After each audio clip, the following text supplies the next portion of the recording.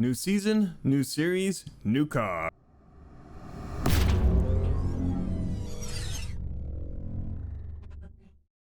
All right, so I am super excited for the new series, new season, and everything that's going on right now. It was kind of hard to take my couple days off that I forced myself to take from streaming, try and get some stuff done.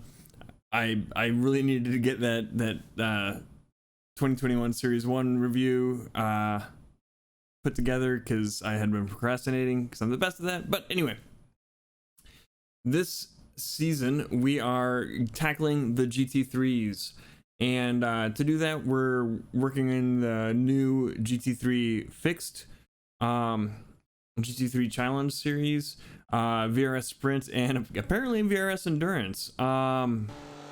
This is three series that all run the same vehicles. I also got an amazing new paint by his Bill Wiskins in our Discord. His trading paints name is Neil R. I'll have his link down below in the description for his trading paints profile.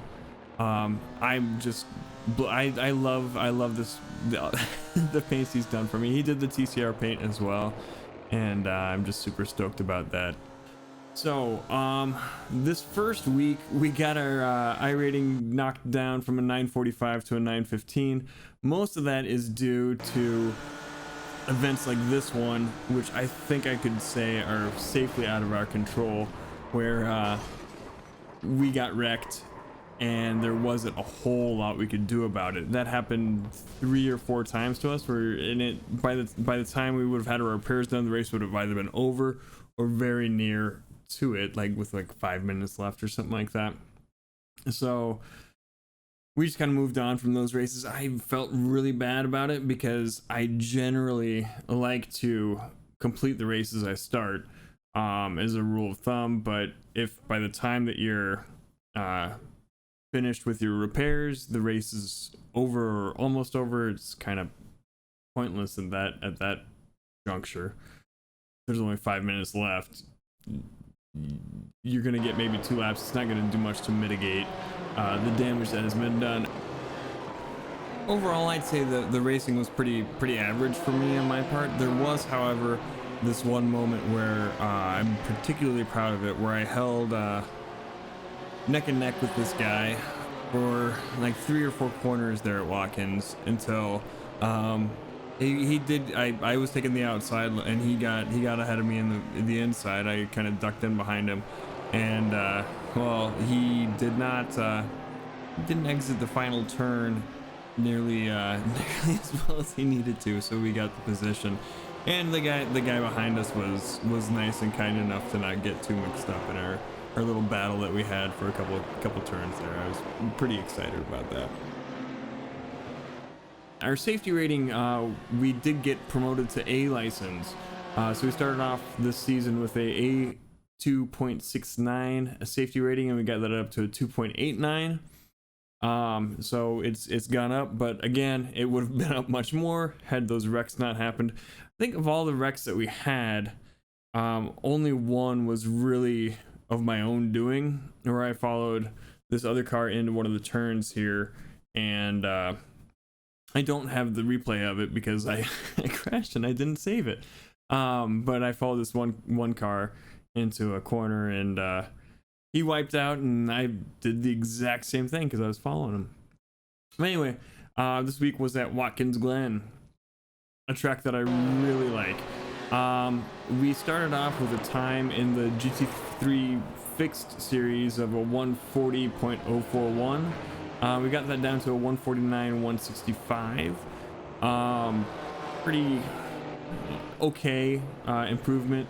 I would have liked to have gotten down to the 148s, but it didn't happen, which is fine. We'll get there eventually.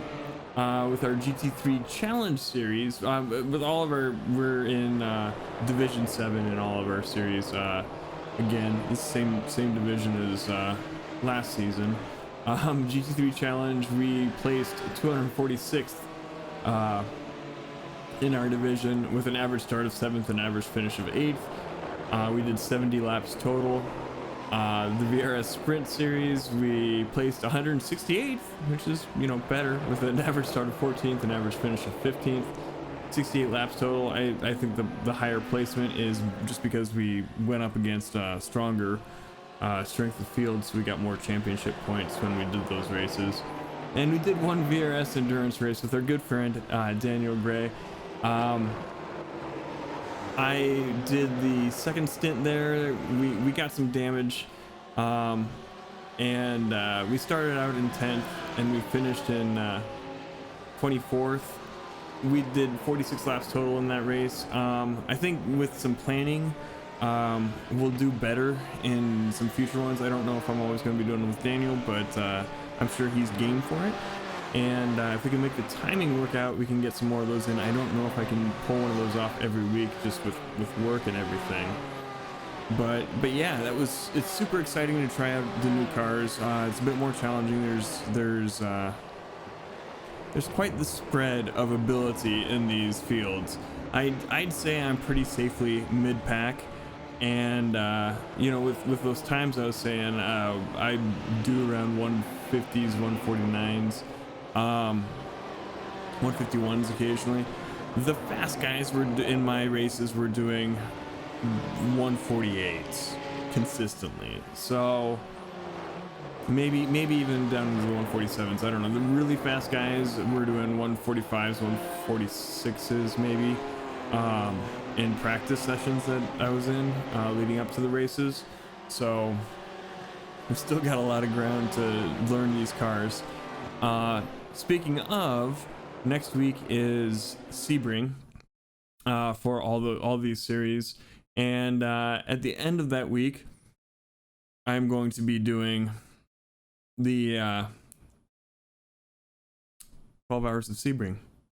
I'm gonna have from our community, Hexen GT, or Hexen Rensport is his YouTube channel, and Crash Door Maldonado as my co-drivers, and I'm super excited but also quite a bit nervous. But for one, I'm a couple seconds slower than everybody practicing right now. We're doing the Lamborghini, which is not the GT3 car that I've been practicing on. I've done a little bit of practice on Sebring with the setup that we're planning on using.